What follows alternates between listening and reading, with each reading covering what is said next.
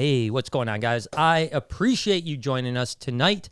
Gosh, it feels good to be back in the studio, right? Feels great. And I have a question. Uh-oh. Is this more heart-wracking than winning the Super Bowl? It is. It is. The whole last night I didn't sleep at all. Really? Oh my God. Just the nerves are real. Yeah. This guy's it. Yeah. So obviously we have my buddy Sean. We've known each other for a while. We'll get into that in a little bit. But you are a retired professional football player. I am. And I find it, it's super interesting. As we were talking before we went on that. Obviously, the way we met was you bought a snake for your son and his ghost ball python. And that was how we kind of met. And I remember you coming to my old shop and you brought your Super Bowl ring. Yeah, I remember that. I remember Lori, my wife, putting it on. It was like the size of her finger. I mean, the whole thing, it was absolutely ridiculous. So it was. So we've known each other ever since. And when I started the podcast, I actually made a list of maybe 20 people I wanted to have on first, and you were on that list. Number one? You were 20. You were 20th, but It was a heavy-hitted list. Though. No. This is episode 20. Yeah, we got around to you. It's like, and we'll talk about the draft here in a little bit, but no, you seriously, I didn't have it in any order. It was just these are people I'd like to have on because I think it's interesting. I have a few professional athlete friends, and it's and none of them are winners. Right, you're right. Actually, you're the only one I know that has won 2 championships. Right. Technically, if we're going to count the one overseas as a championship, right. then yes. Why would we not? That's Why would we not? Why would we not count That's it? awesome. Yeah. So let's back up. Yeah. We'll talk about lots of things here tonight, but let's back up and say, like, first off, as a professional athlete, it's got to be a weird life, right? Because my friends that play even now, like, it's encompassing. Was football all you thought of your whole life? It is. So, and I wouldn't say my whole life. So it was certainly something I was interested in. I didn't come from a football family. Okay. My dad wasn't a football player. All right. It always something that interested me. Obviously being 6'5", and I've been this size since I was in high school. Oh, wow. And so these things came really natural. Right. But the interesting thing about football is you get to a point and you're having some success, which you start to see in high school. You start to get recruited. And then at that point, it does become your life. Right. The interesting thing is, and I'm sure it's true across all professional sports, is there's no point in time where anyone asks you, like, is this what you want to do? Really? Right? You're just assuming. It's just assumed, right? Yeah. So from the time you get recruited in high school, you go to college. I ended up going to Penn State, who's having a tough start to this season. Yeah. And then, drafted in the NFL. And so it's like for 14 years, 15 years, 16 years, your life is football. Right. And that's it. Dang. Yeah. And the hard part with football is, in any sport really, is that it's definitely going to come to an end. Yeah. So, and you know that, and you know you're going to be extremely young when it comes to an end. Yeah. And so as you get later in your career, you start to think about what does that transition look like. Yeah. And I think that's the challenge because it's almost like living 2 lives. Right. Well, and that was kind of my point, right? Now, I was interested to hear that. It's interesting that it was like high school before you kind of got it going because a lot of my friends that have done this, I was thinking like, in Pop Warner, you were like the phenom, and then, a lot of times. I was. Yeah. Man, I was a running back. What happened? I don't know. He only got 5'8". I stopped growing. You know what they say, right? You can teach someone to play football, but you can't teach them to be 6'5". So I think every year I played all-star teams. So you may have a couple Super Bowls or whatever, but I got like 4 back-to-back all-stars. Listen, So- I still have, my dad taught me, always save 1 play. I still have that play. So when we're done the podcast, we can find a space out in the Yeah, parking but lot. let's go. We can Go. go for the test. I like that play. Did you ever see the play, the peeing dog play, where all the linemen I've act seen like they're that one. peeing, and then the defense like is all freaked out, and then they snap the ball, and it's like, What? trust me, that's my play. Was That's in the book. Was in the longest yard or something? No, it was literally like a college team or a high school team did it. What? I swear, I look it up on That's the internet. crazy. I would say that, but we get probably demonetized. Someone else will pop up But with yeah, that one. again, for instance, one of my friends that plays hockey, like the thing I found really interesting about him is that, like all he ever did was that, Yeah. right? Yeah, maybe in his case, he was a phenom from 4 years old. So like every step of the way, he was just hockey. Right. And now he's 35 years old, still in the league, but in his twilight. And I think he's starting to realize the same thing. Like, now what? Yeah, and the transition's hard. And the one thing I do think is unique about football compared to the other professional sports is there's only the NFL. Right. So you had mentioned about the championships, and for a while NFL tried to do the whole NFL Europe thing. Mm-hmm. That was one of the last seasons that they had over there, which is a blast. We could do another podcast on living in Germany. For we're going to 4 or talk 5 about that months, too. I want to talk about what that I too. remember of it, at least. Yeah, lots of warm wine. Yeah, exactly. And beer. Yeah. But there's no junior leagues, there's no minor leagues, Right. there's no AAA. Yeah, it's like college pro. Exactly. And NFL. that's the thing with hockey where, Yeah. it can consume you because, we have friends, local friends where, they're playing in somewhere in British Columbia on a AAA, and then now we're in a different team playing junior. And it's like that path, just like baseball, to me, I think probably takes a harder toll on you mentally and physically over time, where it's 4 years of college, then you're in the NFL. The tough part is there's nowhere in between, so it's like you got to find and make your way quickly in the NFL because you're going to fall out real fast. And there is no, I can't go down and play minor league football. And then hopefully try to come get back. Yeah, come back. Yeah, once you're out. And so that's the thing. So you play Penn State, the draft comes. Yep.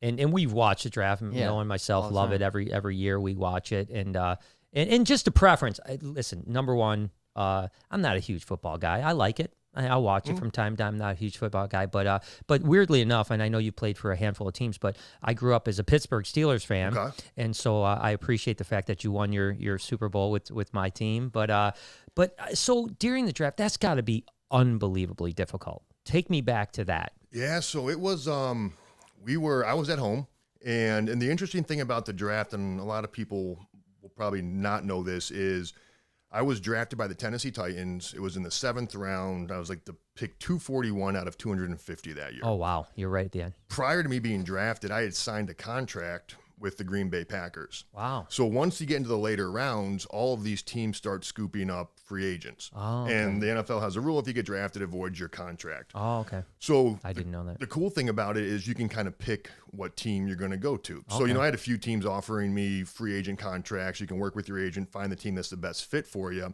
So we were all gung-ho going to Green Bay. It's a good fit position-wise. The players they had at my position and where they were in their careers. Was Favre the quarterback at the time? Was. Okay, good. Yep. Yeah. He was a quarterback. And then, so now I get drafted to Tennessee, which was obviously super exciting, dream come true. Sure. But at the time, it was almost disappointing. Yeah, because you're like, I can't go play with the. Well, and I had a much better Packers. opportunity to make the team in Green Bay than I did in Tennessee. Right. I ended up my rookie year in Green Bay, coincidentally, playing with Brett Favre. Oh, did you? Yeah, I did. That's awesome. Did he throw you a pass? He did. Oh, and that did you man, catch it? that man can whip the ball. So we used to have our gloves get ripped.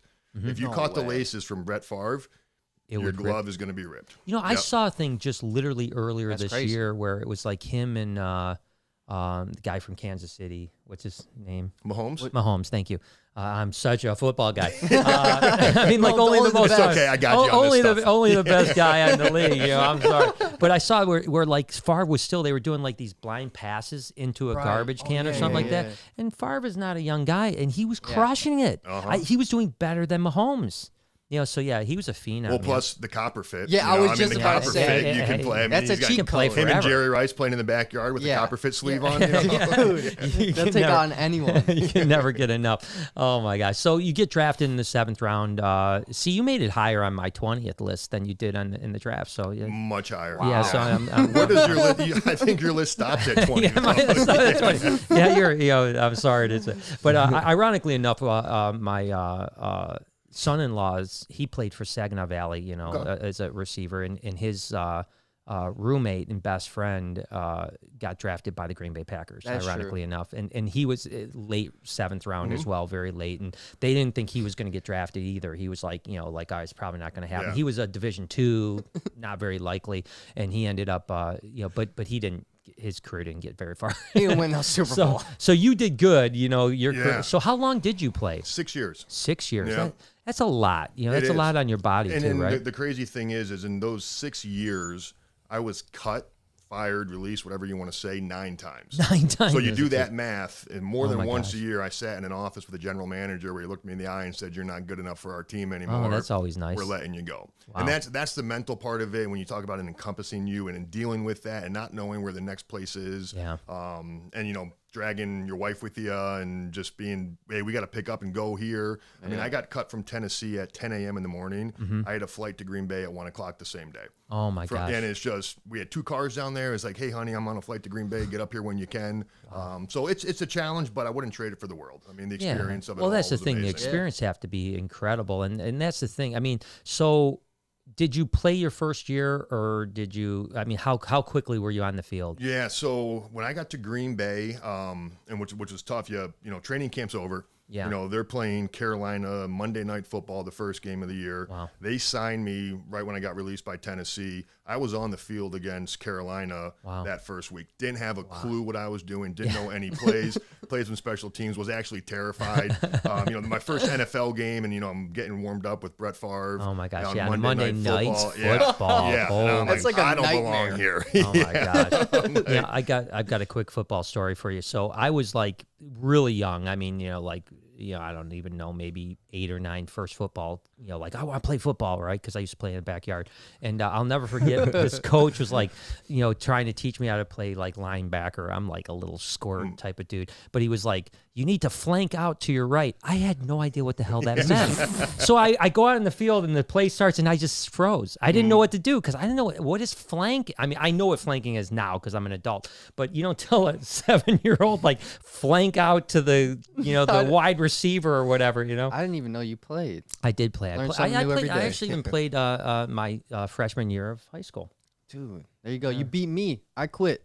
Yeah. My But coach- you talk about the flanking, and that's the thing. Each team is like learning a new language. Right. I mean, there's only so many plays you can run in football. There's only so many formations, but the terminology, and that's the hardest part of flip-flopping teams is, well, we call this here this, now you're calling it that, and trying to keep that all straight. I mean, it's a lot to take in a very short period of time. Yeah, I don't think that people realize how cerebral it is. It is. I mean, not only learning the plays, but also reading what's going on. I mean, the smartest guys are the best guys. Correct. It's not the most physically gifted guys. You can be super gifted if you're not a really intelligent person and understand the game. You're not going to do well. No, you're 100% right. And how fast can your brain compute what you're seeing and put it out into the physical part of the field? And it's not easy. And, especially I look at offensive linemen, the center, everyone, offensive linemen get a bad rap for being the big, dumb, whatever you want to call it. But, I mean, these guys knowing defensive lines, knowing, formations. I mean, there's so much. And in the NFL anymore, there's never one play called in the huddle. No. There's 2, 3, 4, 5 plays called in the huddle based on what the defense gives you and checks. And you got to really be on top of it. Yeah. Wow. It's like I said, I mean, I can only imagine. I don't know. I didn't even know what flanking meant. So, Yeah. Did you have like a memorable moment from your whole career well, that gosh, there's sticks got to be a out? ton, right? I know. There are, so it's funny. Some of my best memories of playing football are still from high school. Really? There's something so pure about that Yeah. game when you're playing with kids you grew up with where, right. I went to a small school outside of Cleveland, Chagrin Falls, Ohio. Great community, small community. There's maybe been 2 or 3 kids to go on and play Division I football. I think we have 1 or 2 other kids who ever made it to the NFL. There's something That's really so good. special about that. Yeah. Most of my NFL memories revolve around like bad things. Right. Like there's those plays I can remember like vividly, like just getting lit up, and being in positions where I probably shouldn't have been on the field at the time, but someone was hurt, so I'm thrown in there. But I think the main memory, if you say take one NFL memory, it's definitely the Super Bowl. I was lucky to have my son who was 2 at the time, and after the game being down on the field, and him running around, and it's 1 a.m. now, and there's still confetti on the ground, the team's out there, and being able to share that moment with him and my family, my dad and stepmom were all down there, my in-laws. Nice. So having that moment, it's one of those things where whether you play 6 years, 16 years, make $20 million, make no money, like having that memory. Yeah, like, no, one's never very take few it. people, get to that. Exactly. I mean, some of the best players ever, Dan Marino, being one, never felt that feeling. Yep. And so it's a pretty special That's feeling. crazy. And what year was that?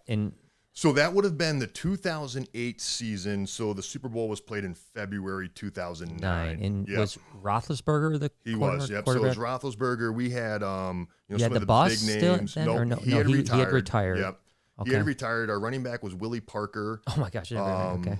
Hines Ward, Oh, yeah, playing of course, receiver. of course. Santonio Holmes made the famous catch of the Super Bowl in the Oh corner of the yeah, I end remember zone. that. Yeah. Yep. James Harrison had the 102-yard interception return Oh for my a gosh. touchdown. Wow. Yeah, You so got Troy Polamalu, right? Troy Polamalu, Oh, snap. Yeah. Head and shoulders, baby. You should get him to be a guest. He's Oh an my gosh, interesting it's- character. wish we hey, could. you know, I wish we well, could. you know, we know one person that knows him. Oh, 1 degree. 1 degree. We're always 1 degree away from Kevin Bacon. I'm not even joking, though. Ever since I saw his commercials, I've always used Head and Shoulders. I don't know why. It just his hair looks so nice, so I was just like, I got to do it, too. I don't know if Troy uses that. Yeah, I doubt if he does. Whatever. I'm assuming it worked. It worked. They'll- Their advertising worked. do whatever you need to do to make that dollar. So that's the thing. Is it still like a fraternity? I mean, do you It is. stay in touch with everybody, or at least I mean, once you're a teammate, you're kind of a teammate for life. It is. So I have a Facebook group going with some of my college buddies, and we talk almost daily. And it's usually, and nothing's changed. You know, it's still clowning on someone, Yeah, busting yeah. balls, whatever you want to call it. Like it's all.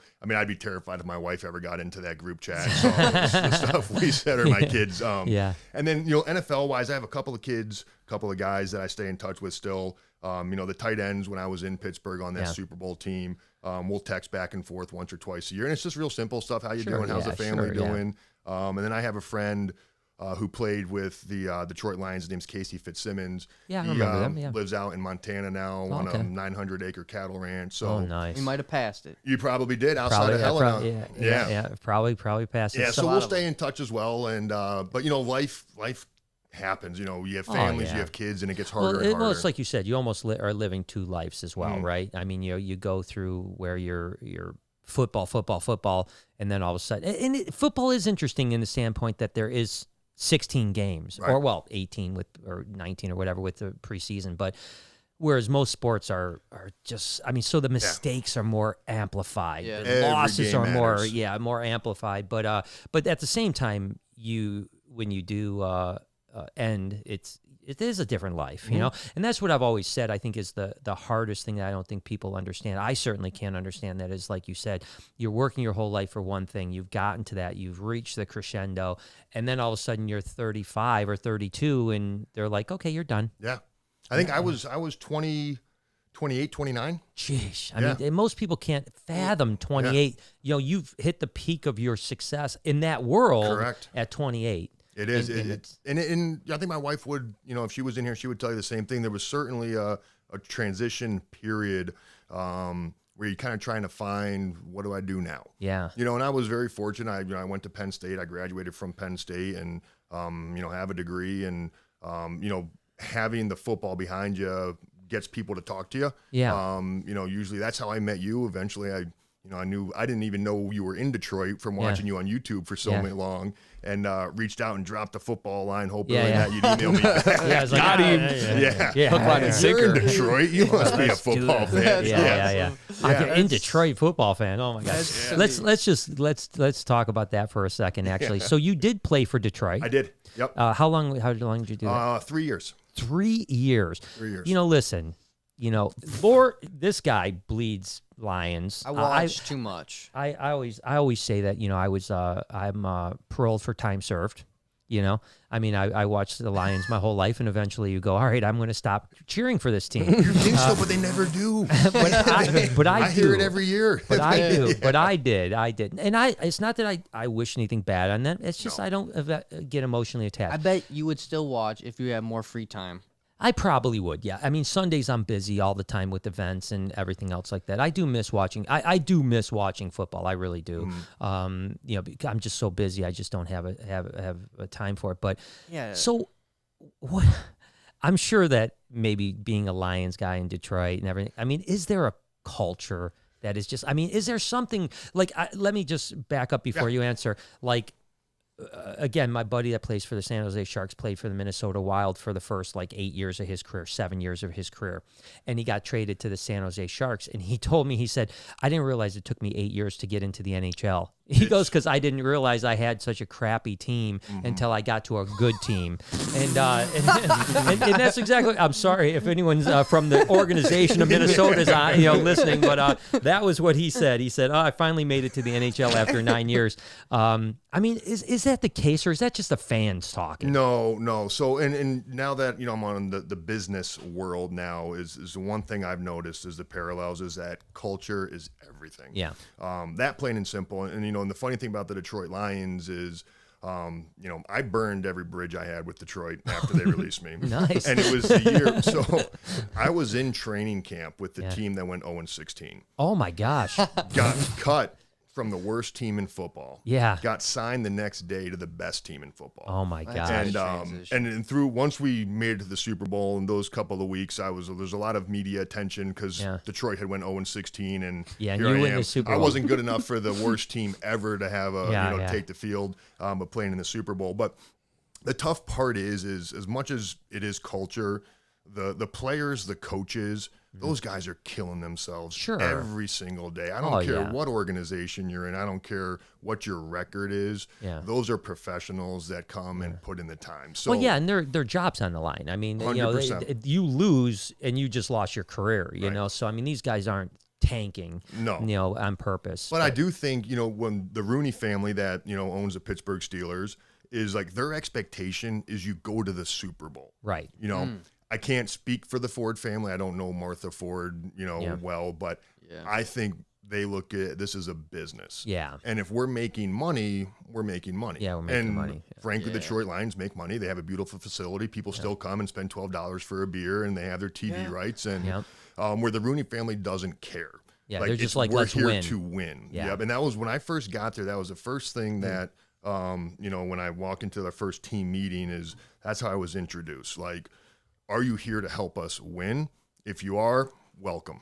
Right. If there's anything else besides a Super Bowl on your mind, we don't need you. Right. In Detroit, it was, hey, we want to have a winning season. Yeah. We want to make it to the playoffs. That's a failure in Pittsburgh. Yeah. And you start to take that mentality into your approach every single day, and you can see why the Steelers still continue to be successful. Yeah. And Detroit still struggles a bit. Yeah. Dang. It's a bummer to see that. And I agree. I think that's probably why, the Ilitch family, Mike Ilitch in particular, was so successful, right? Because he had that same mantra, we win, period. Yeah. Doesn't matter what we do, we just have to win. And even if you don't win, at least the fans feel good about it. Correct. Holy cow, this guy is putting everything. He's signing Prince Fielder, to a $100 million contract just to push him over the edge. And that's, again, I'm just a Lions, slappy in a sense, where it feels like they just don't care, I mean, they just keep, like you said, mediocrity seems to be the case. And poor Noah here, he's still in his youth,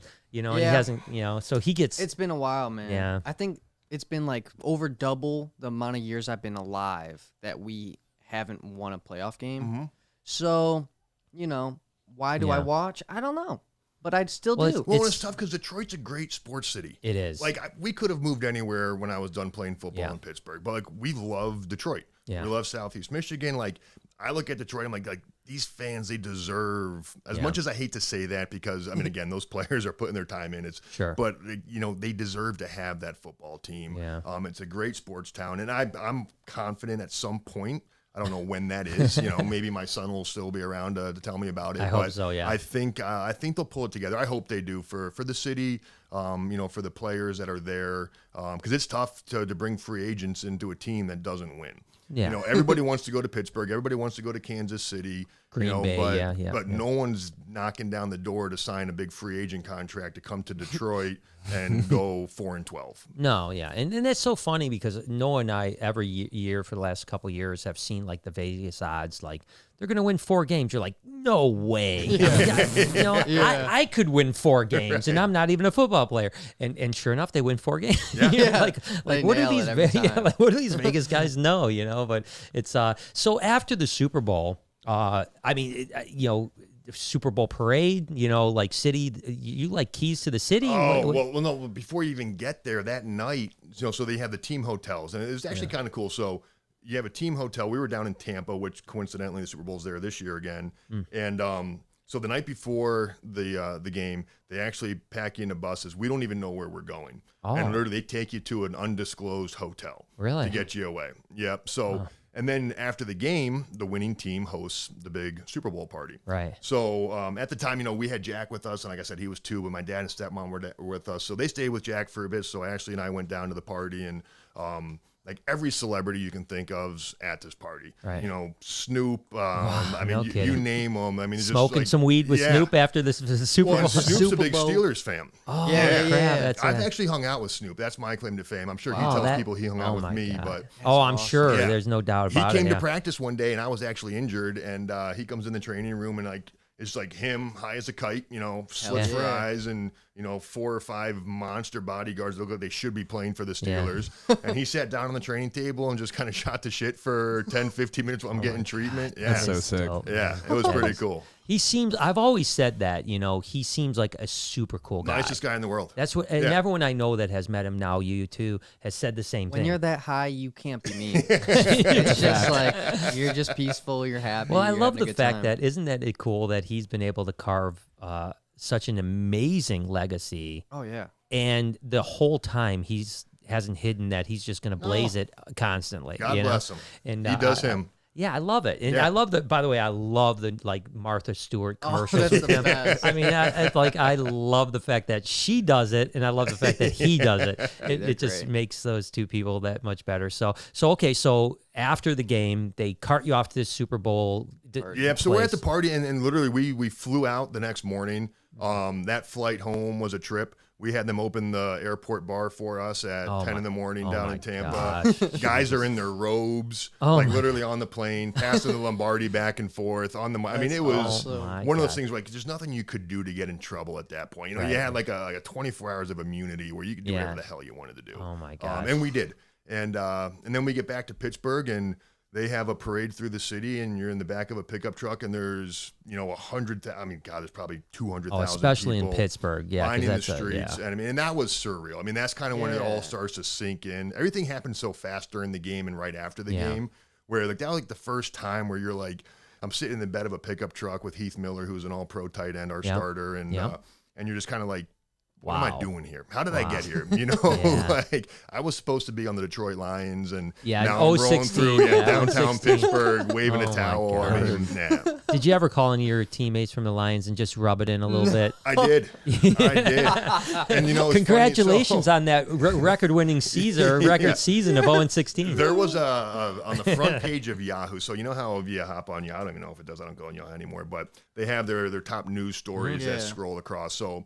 One of them I got interviewed at Media Day, and that was the whole story. So there's my face the next morning. You go to Yahoo, and it was something, from 0-16 to the Super Bowl. Hell yeah. And I had made a comment in there about how when I was playing at Pittsburgh, they always have the scores up on, the Jumbotron from around the league. And when you're with the Pittsburgh Steelers, you usually play in the primetime game. So that's the 4:25 game or the 8 o'clock game. Detroit, you play at 1 o'clock. Sure. Yeah. And Always. Yeah. so I'd be With seeing the it. C team. I had said, it was kind of satisfying seeing them lose week after week. And so Detroit fans read that. Oh, yeah. You were like the most hated guy in Detroit. So like I said, and I didn't care. I mean, and we could get into that whole thing, but the way I was released, I had an injury, and they had kept me after the first round of cuts and then released me afterwards after all the waiver wire stuff. So it was dirty in my opinion. That's the dirty part of the business is, trying to hold their cards and see what we're going to do, timing of releasing you, who we're going to replace you with. And so I had no problem. Yeah. And I burned every single bridge I had with Detroit. Yeah, that is the thing that it is a vicious business, It right? is. There's no emotion to it. Zero. I mean, it's, you're just a contract, and I think that, again, going back to, maybe the Illiches, it seemed like there was more than that to them. So they kept, there is. Yeah. There is. And then that's the thing. In Pittsburgh, it was different. You were a person still. Yeah. And it was one thing, and I'll never forget. So at the time, my wife was pregnant with our daughter, Emma, who's 11 now. And she was having some complications. So literally the first week I get to Pittsburgh, I had practiced one time. The next day, my wife has an appointment in Cleveland regarding the pregnancy, and there was some concerns. And I go to Tomlin, after I'd been there 24 hours, asking to get out of practice, and I don't even have it out of my mouth, and he says, go. Like, whatever you need, go. Right. And then the next day, I have every single coach in the organization calling me, like, hey, how'd it go? Is there anything you need? Do we need to get another doctor? We can get you to the other doctors. And fortunately, everything turned out fine.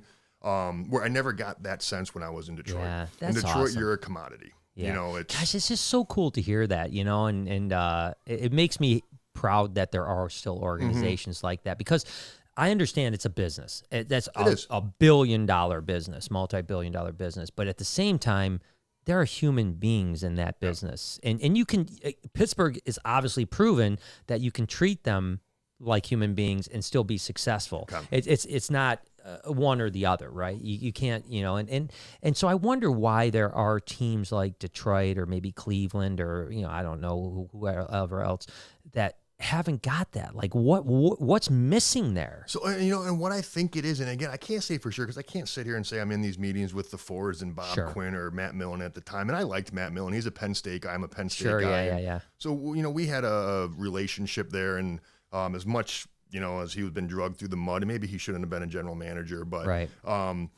I think it's ownership. Yeah. So ownership in the Rooney family, they put people in place that have the same culture, the same ideals that the Rooney family has. Sure. And I think it trickles down through the team. And what happens is when you have a coaching staff and an ownership that truly care about you, you'll run through a goddamn wall for those people. Sure. There's nothing you won't do because you know they care. In Detroit, there's a little bit of a, I'm not going to do what the hell I want to do. Yeah, I don't want to get hurt for them. You know, I'm not going to go that extra yard, and that is a I forgot you were in the Matt Millen era. Yeah, he got really destroyed here. You know? Like, no, he did. Yeah, it was. I think he, like you said, he seemed like a decent guy, a smart football guy, but probably just maybe better probably in a broadcast booth than he is, you know, running a business. Yeah, for sure. I mean, I think that's the way it goes. What where does this team, the Lions, go from here, though? Do you think that it's the end of this era, the Matt Patricia era? Or? Yeah, I do. Yeah. I really do. And I think... Isn't that kind of a problem, though, to just be constantly, like, switching and switching and switching? It is. And you know, I think if you look at any successful team, the Patriots, you know, the staff's been a staple. Well, look at Tomlinson. I mean, he's been there for forever, you know. I mean, it's been a while. You know, so But that's what happens. Winning buys you time. You know? That's true. Winning buys you time, and unfortunately, I think the Ford family gets pressure. You know, I think Caldwell they should have stuck with a little bit longer. Yeah, he seemed pretty decent. I think you have some talent. I think Matthew Stafford's a very talented quarterback. Sure. I don't think he's your answer at this point because he's at the end of his career. Yeah, sure. So I think you need to get some kind of spark in there. And unfortunately, it's usually the quarterback, which is that position, or another big name player. But when you have guys like Calvin Johnson who don't want to even continue to play, that's another guy that like destroyed Detroit after he left. Or Barry Sanders, who just says, "No, I'm done. Like I'm not showing up to training camp one day." Yeah, he's like, I'm pretty close to breaking the all-time record, but you know, I think I'll just stay home. Yeah. I'll just stay home on this one. And that's the difference. So I think they need to find someone in the draft to come in and create a spark. Coaching, but you got to have a GM that can draft, right? True, and you look at a Bob Quinn who comes from the New England Patriots, and I think everyone assumed this is our guy. This is Belichick's protege. He's seen how to be successful, but it's a little bit different when you got to start from the bottom. Yeah. And also, like you said, when you're talking, you know, the really high guys are saying, "I'm not going to play for Detroit." Yeah. You know, so if you draft me, I'm not playing, you know, so that doesn't help either, you know, and that's it is a bummer for you know, the city, I think, you know, and right now, as you know, people that are listening to the podcast may not know, but Detroit's in pretty bad shape when it comes to sports. It is. I mean, it's been tough. Have you heard of the curse? The curse that we got like 60 years ago or whatever? No. From the quarterback of the Lions. He got injured and then they like cut him, right, from the team. And then he cursed the team. Like in the media. He gave him like a the curse. Yogi Berra. And he was like, you guys will not win for 50 years. Now, granted, it's been almost 60 now. But we're still cursed. When they cut me, we reset the curse. Yeah, reset. Yeah. There you go. Yeah, So Sean's like, I'm going to get that curse again. But that's a real thing. I saw that on like ESPN 30 for 30 or something like that. But you're right. It's been a tough go for a while. Yeah. You know, when I was in Pittsburgh, the Red Wings, and this was what I thought was the coolest thing about being in Pittsburgh is the Penguins were playing the Red Wings in the Stanley Cup. So we'd go to a game in Pittsburgh, And then me and my buddies would come back to Detroit, and we'd go watch another Stanley Cup game in Detroit. And but it's been tough, and like I said, Detroit needs it. Like they need that something good to kind of especially rally now. around. You know, it's a bummer with Detroit because we were really on the rise before this whole pandemic thing.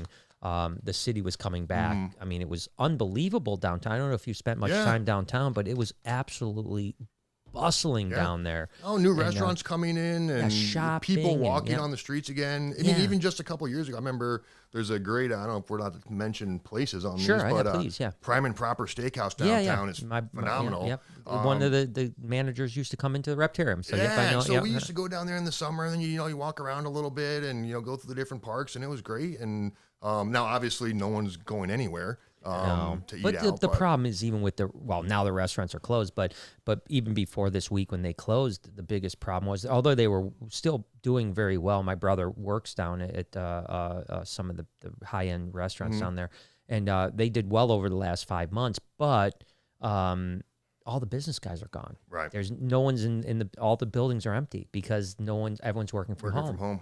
And it's so the city just doesn't have the buzz. And like you said, I think that once this 2020 gets behind us, hopefully 2021 gets better. Hopefully the city can get some of those teams. The downside is we really don't have much promise. I mean, we're in rebuild mode in every single thing. I mean, the Pistons don't look like they're going to be doing anything anytime soon. The Tigers are definitely in the toilet. Red Wings worse in the league. Lions, we know what we got there. So might as well just start a new team. Just a new sport, everything. Something. Something. Well, then even you look at, and I'm not a Michigan fan, I'll tell you that right now. We live 20 minutes from Ann Arbor, but it's the one school we don't talk about in my house. Like, they're struggling. My Penn State and Lions. I mean, it's just, it's tough. And stuff. And I think, with everything going on, people stuck at home, like, you need something positive to rally around. Well, sports, we just don't have it. But sports have been good, though. To be totally honest with you, I will say this. Again, I'm not like, I like sports. I don't live and die by any team, right? Like, I'll watch a game, and if the only team that I root for is typically ones that my friends play on. If my friend's playing on a team, I'm going to be like, I want them to win. Even against when San Jose played the Red Wings, I was a San Jose fan. We wear our jerseys. Yeah, wear our jerseys to the thing. Killed, I mean, man. even though I'm a Red Wings fan, I'm going to always vote for my friend over a team that I don't know anybody on. So, but I think it was really huge when sports came back. That few months, that 4 months, however long it was, I don't even know how long it was. It seemed like forever. People need that escape, right? And as a professional athlete, did you understand obviously you weren't there for the pandemic, but did you understand your role in the working guy from Pittsburgh or wherever you were playing? Understand that he was literally living his week for that 3 hours to watch you. Absolutely. And, it was a cool thing about playing, and, we always joke because I played for Green Bay, Detroit, and Pittsburgh. So it's working cities, the Rust Belt, working cities. Actually, my wife would have said, Miami, maybe, like San Diego. Get out to LA. Yeah, but there's something about these blue collar towns and the way the sports brings people together, and, especially this year with the election and everything going on, and we can, talk about that for 2 days on a podcast, but there's one day a week where everyone can rally together and I don't care who you vote for. I don't care what you think. I don't care what you feel about Corona. Today, we're Detroit Lions fans. Yeah. Or we're Tigers, whatever it is. And so to have that back, I think has helped, at least for an escape for a couple hours on a Sunday. Yeah. Yeah. And I think football has done it really well. I think out of all the sports, they took the biggest risk by saying, hey, we're playing in your own stadiums. They obviously seem to have had, whether it's fair or not, I don't know because I'm not in the league, but the fact that they expanded the roster, and I think I saw, what was it, Seattle or some team just had 11 players on the COVID list now. I think it was Seattle. It may seem unfair, but the way that the NFL prepared, there's been no canceled games. There's been some moved, but every game has been played, and that's pretty impressive. It is, and I also, and again, I couldn't tell you any statistics on it, but there's billions of dollars that are at stake didn't have those games televised. Yes. And I think it's also the one thing that's probably helped the NFL is these TV contracts are so lucrative and so huge that, I mean, I don't know when you guys watch a game, if you had a chance to watch a game, but you know, after the first kickoff, watching at home, I can't tell there's no fans in the stands. I don't. No, it really feels good. exactly the same like every other game, and I'll guarantee those players too. After that ball's kicked off, I don't care if it's the Super Bowl or a preseason game.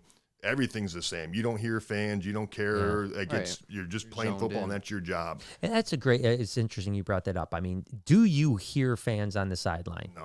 No, not at all. Even if someone's chirping you, man, you're playing in Philadelphia and you're getting batteries chucked at you or something like that. Sounds right. I've played in Philadelphia, and those are some tough fans. They were launching eggs at our bus as we were rolling in. But again, once the game starts, so pregame, absolutely. Yeah. You know, because then that's when the diehard fans come there. That's what they want to do. They want to chirp and talk and everything. And but you want to talk about intimidating place to play was when we went and played the Raiders. In Oakland.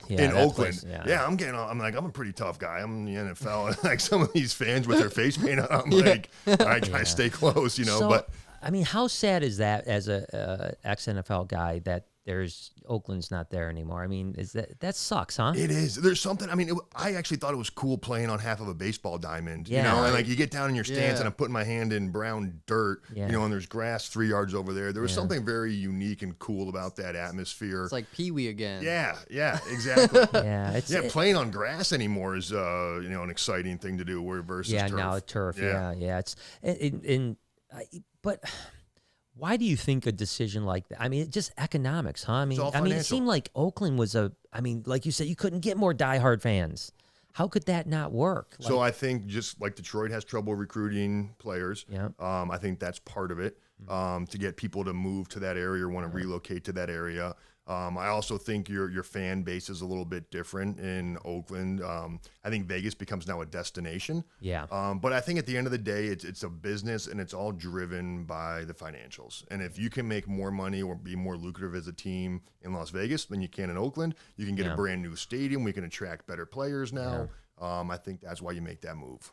Yeah, it's just a bummer. I feel bad. You know, I mean, I know obviously it's happened to St. Louis, and it's happened to other cities. It happened to me when I was a kid in Cleveland. You know, the Cleveland Browns picked up and moved to Baltimore. Went to Baltimore overnight. In the middle of that owner was the most hated guy in the world. Art Modell. Yep, he did it without even telling anybody. People just woke up one morning, their team's gone. Like, what happened to the Browns? How long did that?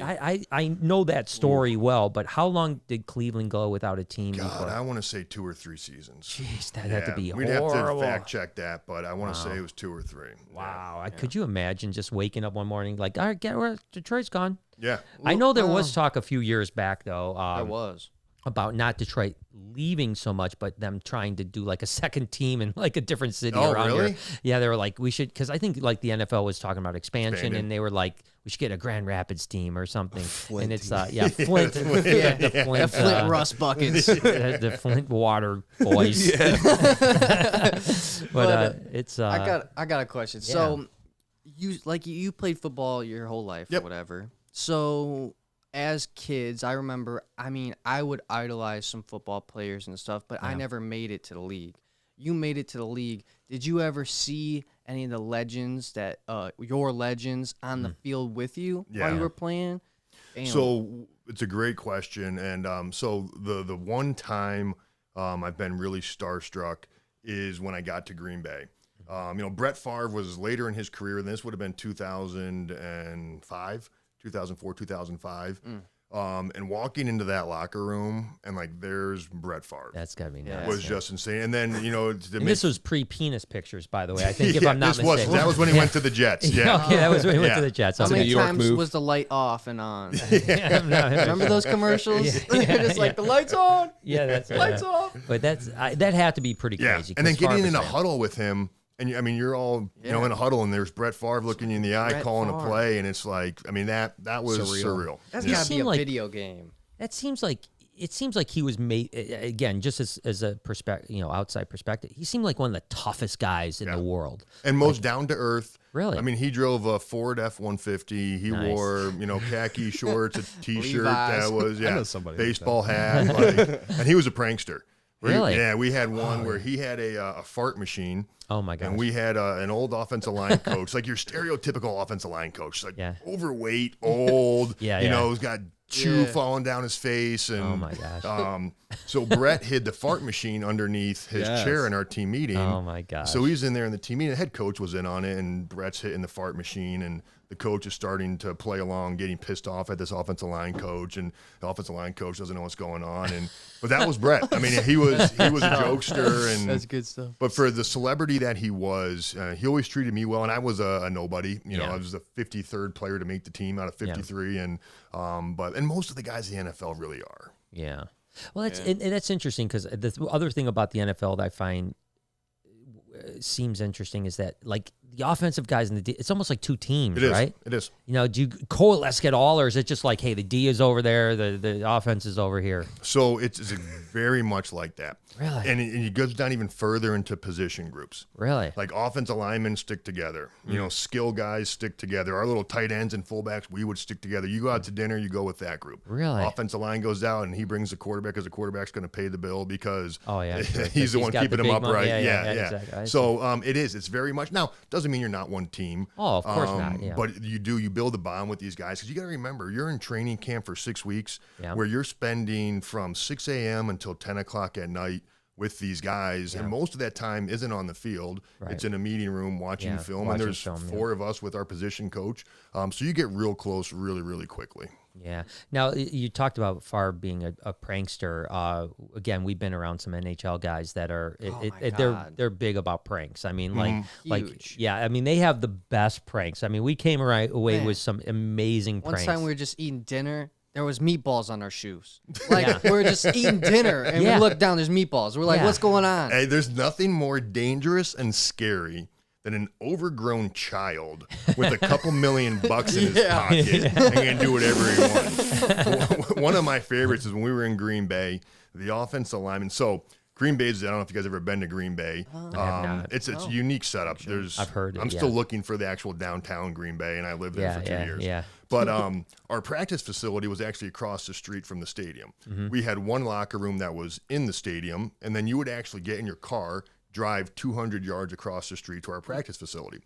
So all the offensive linemen, veteran offensive linemen, had a great idea that they were going to pay someone to come take all the tires off of all the rookies' cars. Oh my gosh. During practice. Nice. So all the offensive linemen, they all park in the same row, and we come out of practice, and there's 8 cars on blocks, tires nowhere to be found, and you look around at the offensive linemen, and all they get, I don't know. I know what happened. And good luck, fellas. And they left him. Yeah. Oh my gosh, that is. I always hear that. Does the NFL have a similar thing with like rookies, like a rookie dinner or something like that, where like the rookies have to pay for everything? Or they do. So I won't mention any names, or I won't even mention the team we were on.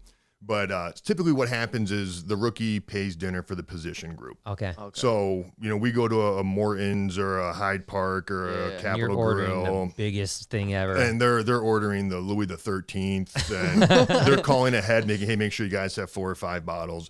So one of the teams I was on, the offensive line ended up running up a $40,000 bill. God! How do you even eat that much food? You don't. You drink it. You drink it, and you tip really, really well. And so this poor offensive lineman, who's a 6th-round draft pick, his signing bonus was probably $35,000 back. So he just lost. Gets the bill and can't pay it. So he can't pay it. Quarterback ends up paying the bill. Oh my gosh. And we come into the team meeting the next morning, and we got lit up. The whole team, and again we talk about culture, and this is one of the things, like, we don't treat our players this way. And we would do, we took our 4 guys and our rookie, and we would have the waitress make up a fake bill for $3,400. It's really $1,000. Yeah, sure. But I think that's true of all sports. 40 G's, that's a lot. Yeah. I'll poop myself. Well, that's what happened. He called his agent. So his agent ended up calling the head coach of that team, to complain about it, and And then a bunch of people got in trouble. Yeah. Oh, man. He Gotta, snitched come that on. He quick. snitched? That He's quick. like 6'9". 6'9" on 6'9" on the bill. So let's get into Germany a little bit. You know, I've been over there a handful of times. What area in Germany were you? Frankfurt. Frankfurt, so up north a little bit. Yep. And The Wiener Schnitzel. the Wiener Schnitzel. And so you were there for how? You said about 4 months. You said. God, yeah. So we played 10 games. So you go to like a training camp, and we were in Tampa for 3 weeks. And then you fly over to Germany and you play 10 games. So I think we had like 6 teams. You play each team twice or however that works out. End up winning the World Bowl championship. But the coolest thing is Frankfurt, and again, it's been years, from what I understand of it, it's kind of like a melting pot of, different European countries. And I was fortunate before we had my son. So my wife came over for like 6 of those weeks. Oh, nice. And we just had a blast. Yeah. I don't drink. I haven't had a drink in 5-6 years, but I drank enough during that time. For the rest of your life. Oh, we'd be out till 4 a.m. We'd come back, splash some water on your face, get on a bus, go have practice. Oh my gosh. I mean, it was just nuts. I mean, after the games, they would have a social with both teams, and it was just 2 teams, and then they would have these waiters and waitresses walk around, and all they served was beer. Right. Like there's no water, there's no food. It's just like beer. I mean, we would just get after it. Oh but my it was gosh. it actually kind of re-sparked my love for football. Okay. You know, after the grind of kind of being, released in the NFL, not playing very much at all, and then going, and just having fun again. Yeah. And getting to play a lot. And, we always had to have 2 international players on the field. Most of those guys were horrible. So, you get lucky. Like, I played tight end, so I get defensive end from Germany who has no idea what he's doing. Yeah. And you would just have your way Just with light it. him up. Yeah. Just be like, this is awesome. And coincidentally, my college roommate, who was a kicker for the Indianapolis Colts at the time, was assigned to the same team that I was. Oh, and right. I met my wife in college, so she knew Dave, my buddy Dave, really, really well, and so we were all good friends. So it was like reuniting with him. He was my partner in crime in college for 4 years, and now we're doing it all over again. But it was a blast. It was absolute blast. Now, did you get a chance to travel around at all, or just play football? So most of it was football, but they did give us some time. So we'd go up to like Amsterdam. They had a team. Nice. They kept us on a short leash in Amsterdam for obvious reasons. Yeah, for obvious reasons, yeah. But every time we went, so like go to Berlin, we go a day early, you'd have a day to enjoy the history and do some sightseeing. That's nice. My wife and I, on one of our off days, took a train to Belgium, spent the night in Brussels, but travel all around Germany and see, castles. I mean, it was a really, really cool experience. Yeah, it's Noah went to Europe, just England, Scotland, and Ireland this last year, and it's definitely something that I want to have do more of with him. Ireland's on my bucket list. Yeah, I haven't been to Ireland. I've been to the UK, but not to Ireland. Kissed the Blarney Stone. I have to go back in a few years. Did you do the whole gotta go lay down backwards? Yeah, I have to go back in a few years to re-up my luck because it runs out. Well, it didn't work out so well this year in 2020. Thanks, I'm Noah. fine. How did you kiss that Are darn you sure Blarney? you kissed it? Yeah, maybe you didn't. I did. I tongued it a little bit. Yeah, that's the problem.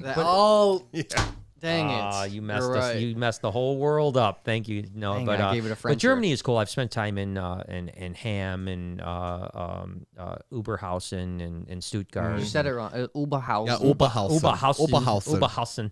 And so all over Dortmund and stuff like that. So it's a cool country, and it's really beautiful. Got to get over there with the Noah Meister here. Well, this was pre a lot of the craziness in the world. Obviously, it was after 9/11, but there still wasn't as much. I mean, we would go do whatever we wanted, and travel around. And some of the most fun we ever had, just sightseeing, and I truly mean sightseeing, was. You go through these red light districts. Oh my gosh! I mean, what a trip! I mean, just the people you see in Amsterdam or in everywhere had one. Everyone. Frankfurt had one. Amsterdam. I mean, and it was just like there's things you hear about. You do the blue light. You didn't do the blue light though. No. Okay. I'm not familiar with that. All right. Blue light is the blue light is the ones that look like women, but they got a little extra. They got a little extra hanging out over here. They got a little extra. And we never went in these buildings, but just like I mean, just. Oh yeah, awesome. I mean, we'd be out till again. We believe it. We believe it. never partook in that at all. You're good. You're clear. No, but yeah, stay away from the blue light. Well, unless you're into it. I feel like you've been to the blue light. Yeah, one day I was no. I was told by good friends. Something hit me in the face. A guy knew. He was a friend of a friend. A friend of a friend. Oh, He took one to the face, right to the chin. You never, that and in Southeast Asia, you do the same thing. Stay away from it in Southeast Asia. You never know what you're going to get when you go home. No. When you go home, you start itching. So finally, so you played at Green Bay after the Steelers, you said, or was the Steelers your last? Yeah, so the quick timeline of it is drafted at Tennessee, got cut in that first training camp. Mm-hmm. So my rookie year was spent in Green Bay. Right. And then got released by Green Bay after the following training camp, spent 3 years in Detroit. And then got released from that 0-16 team, went to Pittsburgh, won the Super Bowl. And then after the Super Bowl year, that next preseason, I ended up injuring my knee, had knee surgery, missed a whole year on injured reserve. Did one more training camp, tried to come back, just didn't have it. Yeah, and then there's guys I always say, like a Calvin Johnson at 70%, he's still the best player on the field. Yeah. I needed to be 110% just to have a chance to make the team. And it was cool because it was the kind of decision I was done. It's been enough. Got to hit the pinnacle of it, had some fun. Now I'm ready to kind of start the next chapter of life. Did you play with Chad Brown by any chance? Chad Brown, I do not know. He was a linebacker for the Steelers. I don't believe so. Okay. Now, you would know him if What you year? I don't know what year Chad. He might. Yeah, he's probably a little older than you then. Yeah. What year did? Just say Chad Brown retired. What year retired? He retired in 2014. So when did I don't know. Anyways, he was born in 1947 and he played through 2014. No, he wasn't 47. That's definitely not. That's definitely the wrong. That's definitely the wrong. No, 1970. 1970. Right. But what year did he play for the Pittsburgh Steelers? Can you? Because I thought they went to the Super Bowl his rookie year. That was probably after me. It might have been before you. Because, or was that the game here in Detroit? I think it was the game here in Detroit. Yeah, because he and then he went to Seattle after that. I'm just curious. He played 15 seasons, but it doesn't say when he played for the Steelers.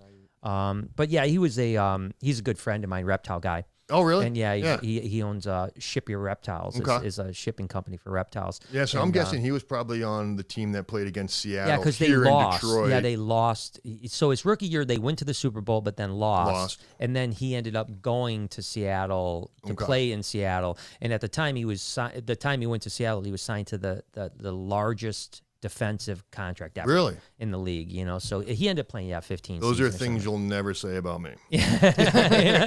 No, he's a good dude. It's so crazy though, because I talk about it all the time. I mean, I have a friend in D1, he's trying, but the truth is it's nobody makes it, so even what you got is fucking amazing. In 6 years is a lot. I mean, regardless of what, most people are like our friend Jeff Janis, who is my son-in-law's thing. He was there for 2 years, and that was the end. And he that's really more than most. Yeah, and he literally got on the field hardly ever. Yeah, and we actually, ironically enough, my daughter went to school with a guy named Zerline Tipton. I don't know if you remember him. Mm-mm. He was Indianapolis Colts a few years back, and he was came from a little private school here. Played for Central, and then got drafted by the Colts. Didn't play for 2 years. He's a running back. Didn't really play for the first 2 years of this thing. The first and second string running back got injured in the playoffs. He comes in, destroys it. Yeah. Destroys. I mean, literally 4 touchdowns in the playoffs, 100-yard games, doing amazing stuff like that, and then dies in the offseason. Yeah. And what's nuts is, and there aren't too many jobs that I'm aware of where every single week that your boss brings in 10, 15 people to try to take your job. Oh, my gosh. And that's the end. I mean, I remember Tuesday is the national day off, the league day off, so we'd go in and lift weights, and every single Tuesday – there's new guys. There's 12 to 15 just tight ends, my position, they're trying out, seeing if they can find someone better to replace me. And it's true of every position. I mean, and you talk about the injury thing. Getting injured is the scariest thing in the world. Nothing to do with your health. But if I'm not on the field, that gives that guy a chance to get on the field. And if they realize he can do what they think they need me for, I mean, it's very, very real. Ask Drew Bledsoe about that one. Right? 100%. Yeah. I mean, Tom Brady wouldn't be in Tampa if it wasn't for an injury, it is. right? It is. Yeah. It's crazy to think and that's maybe why. As a matter of fact, Chad, my buddy that played for Seattle and the Steelers, he told me that he stopped counting after 32 concussions. 32 concussions. He stopped counting. Well, he literally couldn't count. No, he didn't stop. He couldn't. He literally couldn't. No, actually, weirdly enough, he was involved. He was one of the people that were involved in the lawsuit. Okay. Pretty high up, and he had a bunch of neurological evaluations, and weirdly enough, he told me all about it. He had like this weird, like his veins in his brain are larger than normal. Really? And they felt that's why he doesn't have concussion syndrome, even though, because he said back then, he goes, you just say, hey, I got dinged. Yeah. You didn't say you got concussed. Well, and you know and I'm a little old school where I've never had a diagnosed concussion. Yeah. I certainly didn't play the amount of play someone who played 15 years and was a starting player played. And I consider myself grateful. But I do believe there's become so much sensitivity to it. Yeah. I coach youth football now, my son, and some of these kids think that they're all concussed, and it's like, you can't hit hard enough to get a concussion. Yeah. So, but we've become ultra sensitive to it because of the real downside of it and the real long-term effects it can have, where we're very quick to diagnose. And like you said, we used to call you get your bell rung. Yeah. Like I got my bell rung. Yeah, I saw stars for a couple of seconds. I didn't know where I was, and then I came back and we go play again. Yeah. But it still is trying to determine what is really a concussion. That's something you got to be worried about, and what's getting your bell rung. Yeah, it is tough. I know that Chad told me a story. This is obviously a concussion. He told me a story. He got lit up pretty hard and went into the locker room. This was the year that he got signed by Seattle, so highest paid guy and defensive guy. And he said that number one, he said he got just before halftime. And he said he didn't even remember going to the stadium at all. Like, really? Didn't even remember going to the stadium. But what happened was he was shagging the punter's kicks to start on halftime. And I guess the owner called down to the sidelines and said, why is my star defensive guy shagging punts? And he said literally they had to chase him around the field. He wouldn't come off the field. Yeah, that's a concussion. Yeah. Chase him around. And he said they finally like drug him off the field before the game or second half started, and they had to hide his helmet. And then he said he was crying on the sideline, crying. And he goes, Brian, I don't remember any of it at all. None of it. He goes, I remember being on the plane. I believe it. And that's it. He goes, I don't remember going to the stadium. I don't remember anything. I was on the plane going, what happened? And so it's a pretty serious thing. Honestly. One of my best friends from the league, and I won't say his name for his sake, but he ended his career after his 7th diagnosed concussion. I would spend some time with him afterwards, and I'd look over at him, and you would just see him. He's down there, and this is 2 or 3 years after playing, and you can just tell he has these reoccurring, just vicious migraine headaches, and it's like you're going to deal with that the rest of your life, unfortunately. Yeah, or worse, Yeah, and that's right. This is when you're 32 years old. What's it going to be when you're 50 or 60 or 70? It's scary. No, it is. But at the same time, and I'd love to hear your take on this. I mean, you're signing up for it, right? No one ever put a gun to my head and said, get out on the field. Right. And that's kind of what I think. I think that, I don't want to see anyone get hurt. I'm not, but at the same time, I don't want to see the pussification of a game that's so amazing to where, like, I see some of these hits that, helmet to helmet, 100% bad news, right? But I sometimes see a quarterback just barely get taken down and there's a flag.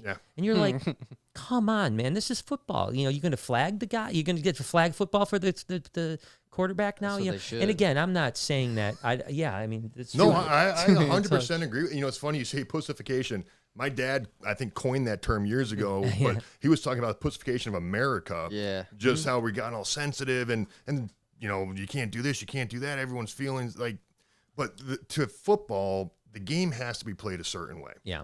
And once you take that out of it, we're no longer playing football. Well, I think that there's maybe even some more chance of people getting hurt. There is. Because they have to back off. And apprehension is, and I always tell people, like, the big knockout hits you see, like those aren't the ones that cause problems. In my opinion, it's the repetitive hits. You know, the linemen who are banging heads. Those guys are monsters. 60, 70 snaps a game. Those guys with are someone monsters. who's 300 pounds and Adamakin Sue and Aaron Donald, you know, play after play. I think that's where you see more of the long-term effects. Yeah, and they're getting rolled up every play. I mean, they got 10 guys rolling on top of them. I mean, those guys are gladiators. The one guy down south that works at the cat thing that you did, cat litter.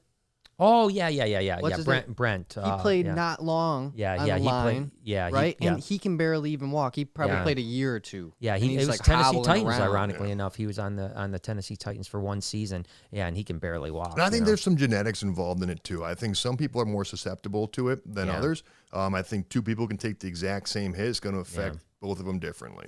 Well, it is interesting. We talked about Matthew Stafford earlier. I mean, you know, obviously he's had some injuries here and there, but this guy's hardly missed any time. I mean, you know, for his career, that's pretty impressive. I mean, Brett Favre is a perfect example. Did that guy ever miss a game? No, I think his record was something before it ended, close to like 220 games in a row, never missing a start. That is ridiculous for that position. You know, I mean, it's absolutely, I mean, that's like freak. Yeah. That's like, you know, that's genetics. That isn't luck. That isn't that's genetics. It's something crazy. And that's why it doesn't happen often, you know, and there aren't many players. I mean, I think about my career and, you know, knee surgery, high ankle sprains, broken bones in my hands. And like, I was playing 15, 20 snaps a game. Right. You know, you have guys that are playing every single snap that can do it for a long, long time. I think about, you know, an old Detroit Lion, Jeff Backus, who played left tackle for 10 or 12 years. And I mean, this guy never missed games. Yeah. It's impressive. It's very impressive. It puts it into reality once you start hearing it. Because, like, as a fan, I just expect whoever to just get out on the field and just give it their all. Yeah. But I'm not that person. And I'm not the one risking that injury, risking that stuff. Well, and what you don't see is you don't see all the work that's put in just to get on the field. On the field, right? Some of these guys, they spend all week trying to nurse their bodies back to health so that they can play again a week from now. Just to do it again. Just to do it again every week. You know, the hour spent of being in your training room, you know, early in the morning, late at night, the treatment, the weightlifting, you know, all sorts of, I mean, craziness. I remember James Harrison when I was in Pittsburgh. You know, was defensive player of the year, just phenomenal person, phenomenal athlete. But he would spend $250,000 a year on his body. Oh wow! You know, I mean, he would fly a massage therapist with him. He would fly someone to do myofascial release. Because that's what he needed to be able to get out in the field and play. And then you wake up Monday morning, you can barely walk. Yeah. And then you start the process over again to get yourself ready to play again on Sunday.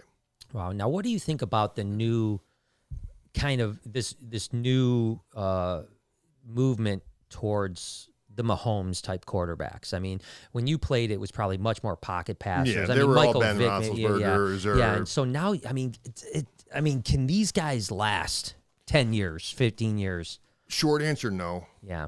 And I think that's going to be the problem. I think part of it's come from the college game. Yeah. Right. So everyone in the college game wants to run spread and read option and, you know, have a quarterback who can run the ball. So I think we're seeing more of those players that are coming into the NFL because that's what they're developing at the college level. Right. But I think right now, and I think Mahomes is going to be the exception, I think you're still looking at the NFL as a drop back quarterback because that's what can keep that quarterback on the field. Yeah, like you said, Mahomes just got signed to what was it, a 9-year deal or 10-year deal, some crazy deal. And I just think he does seem like he's not Lamar Jackson. I mean, I look at Lamar Jackson, so dynamic, unbelievable, and I think you're not going to make it to next year. 3 or 4 more years. Yeah, you're going to die, you know. But at least Mahomes seems to be a smart player. He does. He runs around. He doesn't take a lot of hits. But I do think a 9-year commitment to a guy that's super mobile. I don't think he's going to be that mobile in 8 years. No, well, that's also the beauty of the NFL and their contracts. They can cut him. If you look at the contract, so they'll get his guaranteed money, whatever that number, and it was still insane and well deserved. But if you look at the back years of that contract, is where they usually load that money. Yeah, so they can say it's a 9-year, $200 million contract. But $100 million of that's in year 7, 8, and 9. Yeah, they'll have the option to get out of. Yeah, just cut them and I think that's the thing. I think is the NFL the only league that has non-guaranteed contracts? It is. That's so, and it's the most brutal league. It's got the shortest lifespan, right? And so I always fought it until I got in the league or when I was in college, I always thought it was ridiculous until I got in it and afterwards. And I don't know how the leagues can sustain or the teams can sustain if everything was guaranteed. Yeah. I really don't. I mean, the way you have injuries, the way that, and again, no other team has 53 players on their roster that's true. either. You look at a basketball team of 12 or 13, right? Hockey, whatever it is, 20 players. Yeah. Right. So I think that's part of it. And also you're only playing 16 games. Yeah. Where, hockey, we're going to play, 82 games 82 or whatever games, it is. yeah. Baseball, 160 games. Yeah. So the ability to generate revenue is higher.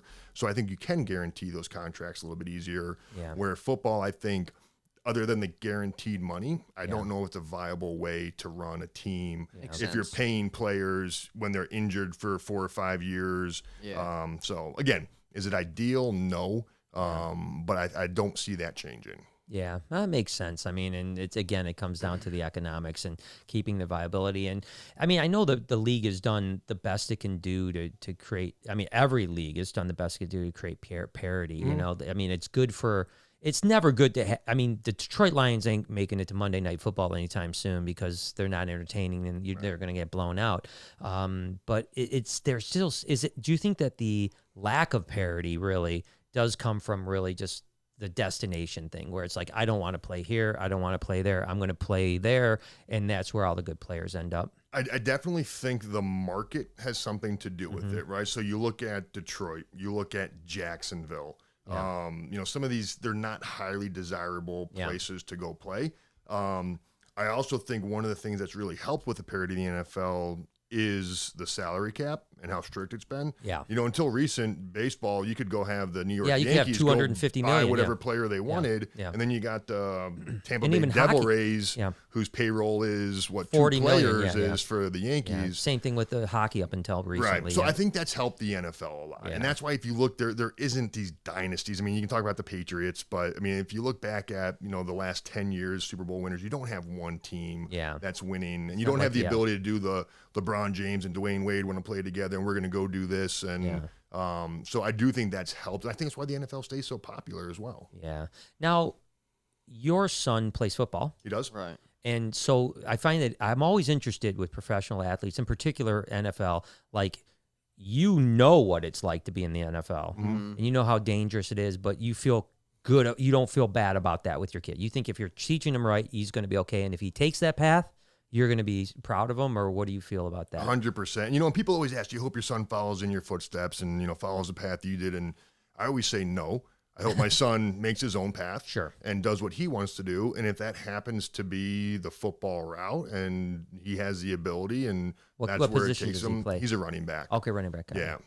And if you ask him afterwards, he'd tell you he has the best hands in America. Oh, okay. So he's going to be out of the back catcher. All right. That's good, man. I tell him you got about 2 more years before you have your hand in the dirt like Dad did. So enjoy it. Yeah, he's going to be a big boy for a running back. Yeah, he's going to be a bruiser. But he can run, and it's all been very natural. I've been very, very conscious of not pushing him down this path. Yeah, I think that's smart.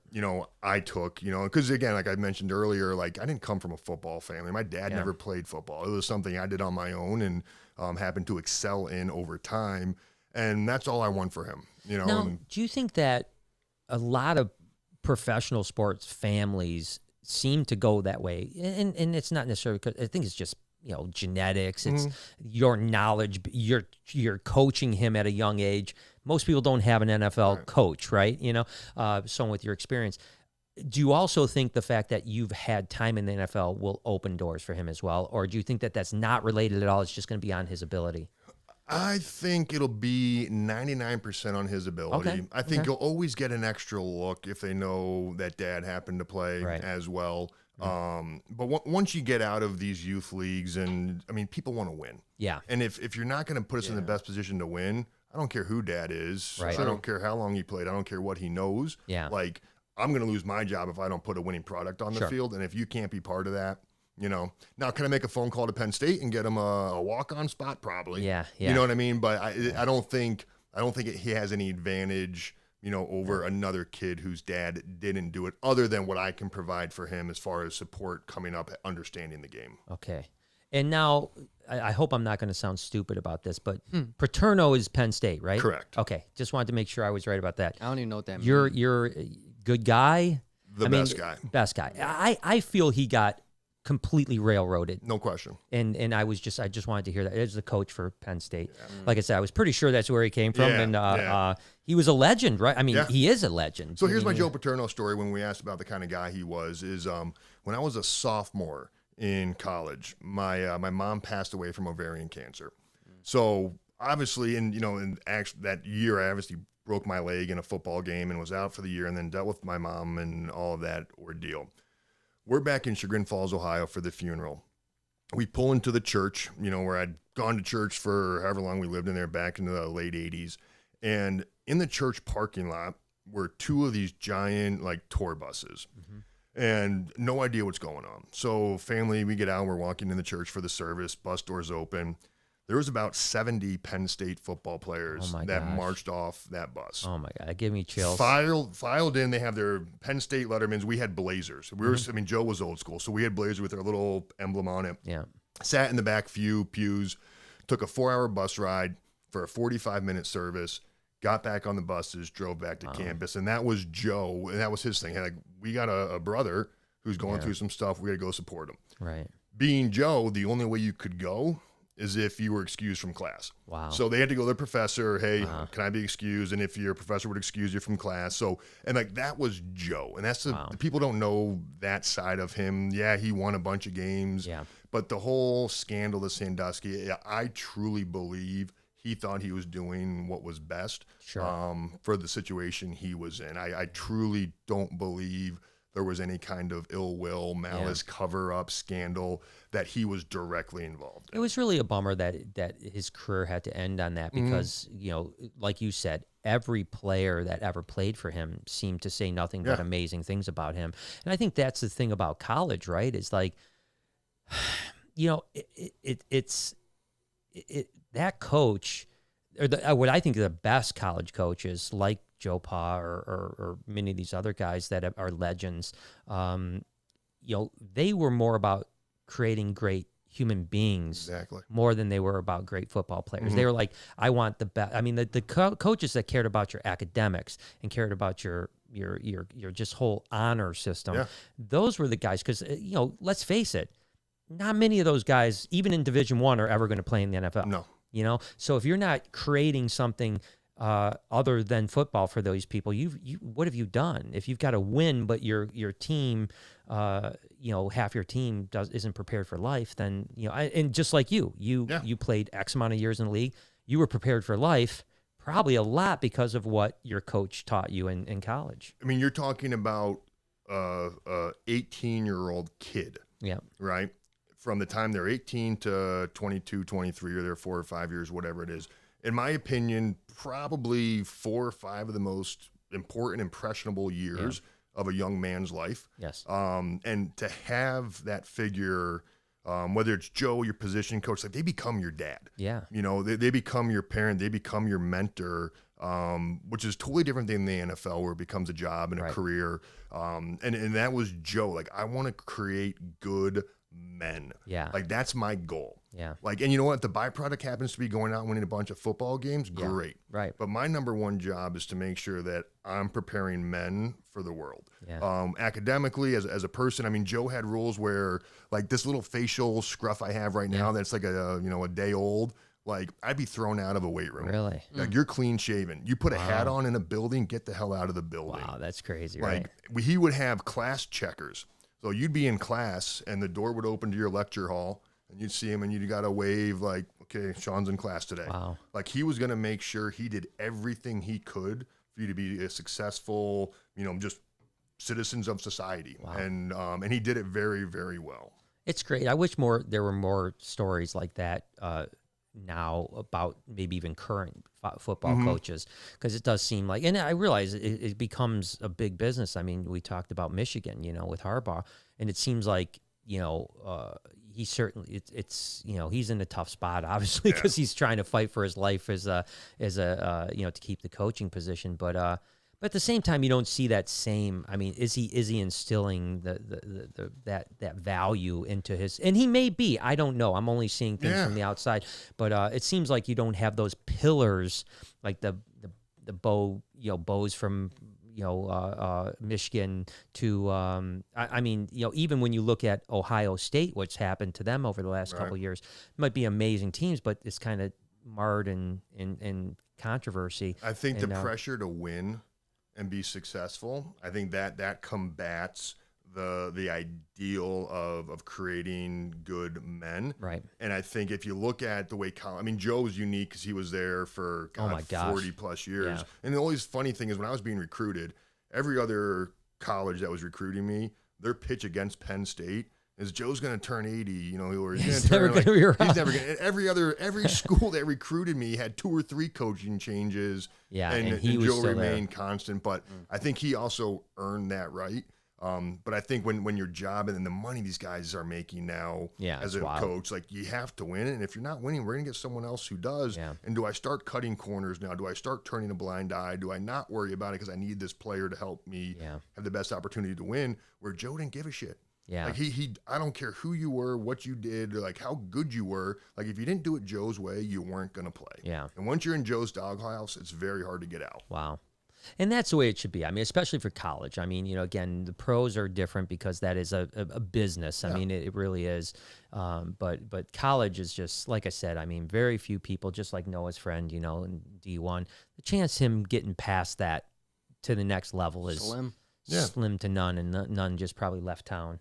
Well, and even if you get there, the chance that you're going to make enough money doing it where you don't work. I mean, even if you take the top guys that play the game, 2 players make 95% of the NFL salary. Isn't that wild? I mean, it's nuts. The rest of us are there, and don't get me wrong, it's fantastic money when you're a young 20-something. Sure. But this idea that I'm going to play 6-7 years and then never have to work, it's just not real. No. And I think a lot of players have that. And I was very lucky to come from a good family where I had both parents and a dad who would smack the shit sense into me and to prepare me for these things. And having a coach like Joe, where his goal wasn't to put you in the NFL. Right. That wasn't part of his recruiting pitch. It's like, I'm going to get you an education. I'm going to teach you how to be a man. I'm going to build on what your parents have already built you. And when we release you into this world, you're going to be just fine. Yeah. And that was his goal. So I think these guys that are sitting there playing, even if you play 2-3 years, at some point, like you're going to have to figure out another way to provide for your family and be productive in society. Yeah, I mean, that's just the reality. I mean, like you said, we all see as fans, we see, this very small number of very successful players, but behind them are thousands of players that contributed, but aren't set for life. Right. And that's, and you just hope that maybe the money you did make got you the opportunity to get to the next chapter of your life.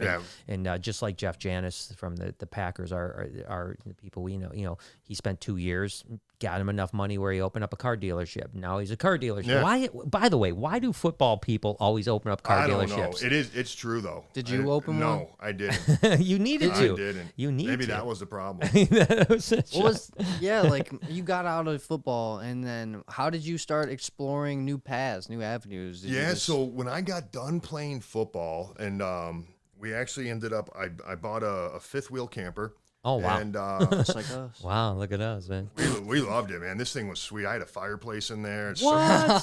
flat screen with surround sound. We did it wrong. We did it wrong. Yeah, no. Like, this thing was nicer than my house. Yeah, we had a clogged toilet and a microwave that rattled. Yeah, the whole time. No. This was like good. the Taj Mahal on Oh, wheels. my gosh. Let's go. Let's go. We spent some time, and we packed up, and we would come home and, for a few days, and then, let's go check out here, and let's go check out there. And we had some friends that also had them, and our families would go. And this is the time where the kids were young, so you didn't have to worry about school, sports, and all this. And we had a blast, and then that came to an end because, like everything, you just kind of like, okay, like what now? Like, did that. Now. Yeah. So then my wife and I actually opened a gym. Yeah, I remember that. Yep. Absolutely hated it. Really? Great learning experience, but absolutely it was, and loved the people, like that part of it. Sure. But the running the business side of it, and being young and inexperienced, and overextending myself and not understanding how to run a business properly.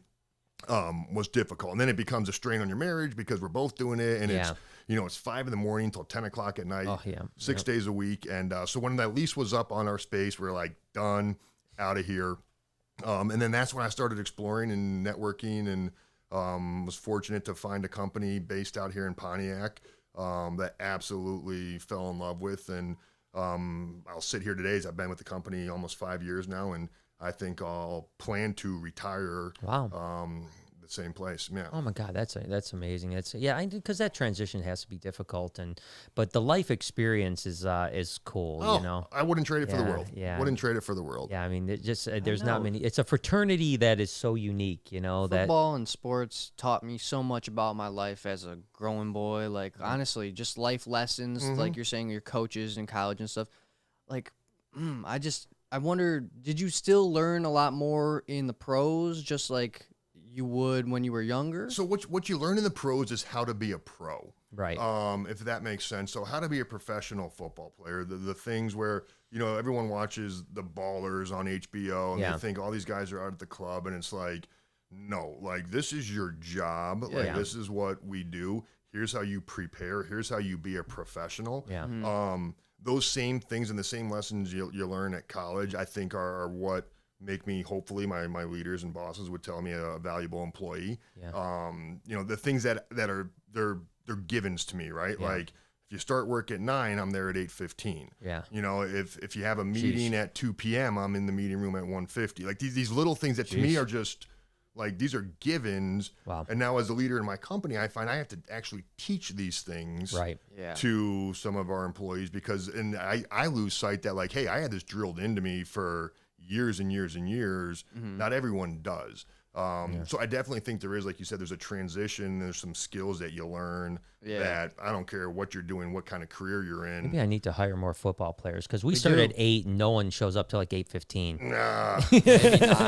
Maybe 9, 10. Noon. Hey, we'll see what happens. I got some snakes on the way. Yeah, we might be like, Give me a week. I'll take care of that. oh my gosh, let's go. Do not hire I think him. You, Do not hire him. Noah be like, Noah's in trouble.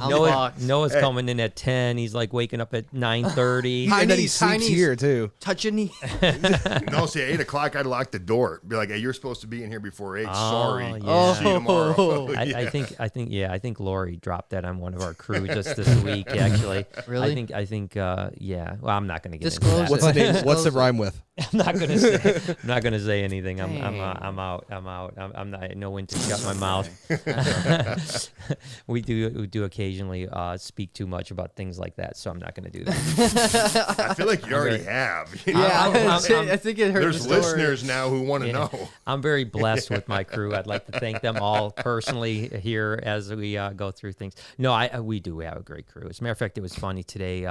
We had a tour in, and they were like, fans of the vlog and stuff like that. But I was kind of busy doing some other things, so I wasn't very involved with the tour. And I was happy that at the end of the tour, they were like, "We just want to tell you that Jay, not the Jay behind the door, not that Jay, the other Jay. They're like, he's so amazing. He's such a great guy." And we get that a lot from our crew, cool. Which is really awesome. I'm sure. I know your family was running upstairs, having some fun up in the rep tournament. I hope that they had a great experience. So I can tell you though, you have one young lady who works up there.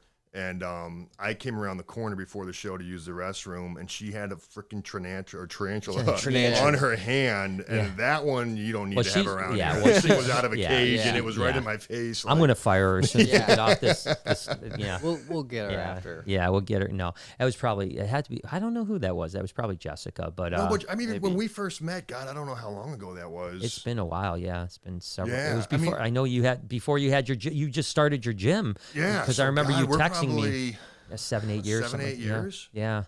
And I mean, even the staff you had back in the old building. This is Utica, right? That was Shelby. That was Shelby. Yeah. Just spending time with my kids who are I don't know. Jack would have been 6, Emma 4. Yeah. Showing them the snakes, and I mean, it's cool when you can see the genuine love they have for what they do, and sharing that with other I've always people. been really blessed with that, throughout, even though, our business has evolved over the, since we first met. Obviously now we're more about education. I mean, back then it was almost a treat when someone would come visit because we didn't have hardly any customer. You know, we didn't have people come visit, so it's like, oh, we can not have to clean cages and we can play around with it. Now, like, you know, we have crew that all they do is educate. You know, and so you have to find people that are really passionate about that because it really shows if they're not. You know, and we want. I always talk about, and this probably goes to, you know, what you were talking about, you know, with the values is we always say we want to over deliver. You know, I mean, we want people to come in and exceed their expectations every single time, you know, and that's the mantra. And you talked about earlier with, you know, the culture of a team. It's the same thing we're doing here. Yeah. You know, I mean, we're just like, we want to be the Pittsburgh Steelers, not the Detroit Lions. You know, we want to be we want to be, our team needs to be people that believe in what we're doing and want to go that extra yard. Formula that you've found, you know, that the Pittsburgh Steelers have found, I think that I don't care what you're doing or what you're selling or what your goal is. If you can follow that formula, I think you're going to be successful. I look at my company and, you know, you talk about over delivering, like, we literally have a saying, it's under promise, over deliver. Absolutely. And, you know, like, you know, we post a turn time, an SLA, something, and it's like, if it's 2 hours, like, I'm going to get back to you in an hour. Like, I know you think it's 2, or if I say it's going to take me, you know, I'll get this done in a day, like, I'm going to do it in half a day. Like, and once you get a group of people, whether it's 20 people at a business, or our company now is nearing 7,000. Wow. Like, who all row in that direction, like, some really special things can happen. It is, you know, and we talk about, you know, Jay, we talk about it all the time. You know, I'll hire someone with the right attitude over someone that has a bunch of aptitude. 1,000%. You know, I want someone that is going to be here. I mean, it's funny. The other Jay that is my educator I was talking about earlier, you know, we had a zoo to you today, but I had a bunch of stuff going on, and normally I would go and do the zoo to use, and Jay had never done one, you know, because we just brought him on in the last couple months as our full-time educator, although he's worked with us for the last year or so. And he was like, originally he's like, well, I've never done one. You know, do you want to come and do this? I'm like, I'm pretty busy, but I'll come. He comes because, you know, Brian, I'm going to be okay. Let me do this. Let me do this myself, you know? And I love that. And I love the fact that he takes the attitude, like, I'm going to have a good time. And they came back, how'd it go? It went great. It was so much fun, you know, and that because we've had it the opposite way where it's like, oh, it was so, I mean, they were so annoying, you know, you know, and you're like, oh, great, that's just what we got. You know, if you think they're annoying, they probably think you think they are annoying, and that's not good. Pizza wasn't even that good. Where's my Subway? They didn't even offer Vlogger me man, come on. No, they it's didn't even so offer me true. pizza. It's so true. You know, like I mentioned, you know, we just went out to eat, and and one of the things we're talking about is our waitress and like how awesome she was. And just like she really seemed like she genuinely wanted us to have a really awesome time, and like to the point where like, man, like I miss that. Like it's been lost a little bit at some point. Yeah, you know. Well, you talked about it before we went on about going out to eat. You know, for those that don't know, Michigan shut down with restaurants indoor restaurants. Yeah, so you went to a restaurant that had an igloo. We did. We ate in an igloo. So igloo. sick. Yeah, it was awesome. Igloo. It was awesome. And what was the place? Moose Preserve. Moose Preserve. On Woodward and like between Square Lake, and I think Franklin would be the. Look that up. Moose Preserve. Why don't you look up Moose Preserve Restaurant or whatever? Yeah. At Nerd, he would love it. What's that? He would get his special juice at Miss Moose. Oh yeah, the moose milk. Moose milk. Do they have pictures of the They igloo? do. You got to go to their site, Jay. Oh my gosh, go to their site. You got it. I got to see the igloo. Well, it said the igloo's right on the search there. Actually, you have to go right there. Right there. There it is. Oh yeah, look at these igloos. Oh, I remember Lori talking about this last year. Wait, we gotta go. So there's one family per igloo. So they hold up to 8 people. Oh, they hold up to 8. So you can do 8 people. No, and this is. I mean, so they're heated. They got a Bluetooth speaker in there. So as soon as you get in, you grab your phone, you hook up your speaker. They got their full menu. We're doing it tonight. We're going tonight. You got to get reservations. So there's only 2. Listen, 1:30 for lunch wasn't our desired time, but that was all they had. Yeah. Literally, the first thing you look up when you look up Moose Preserve is reservations. That's the first thing that pops up. Those bastards. No, they've got it going on, man. I tell you what, I love. That's the one thing I will say is that I love companies that have been very innovative during this time, and there has been some amazing innovation. You know, and I think that, you know, it's funny, you know, companies, a lot of people don't realize that the last kind of major thing that we had in this country was 2008, 2009, the economic collapse, right?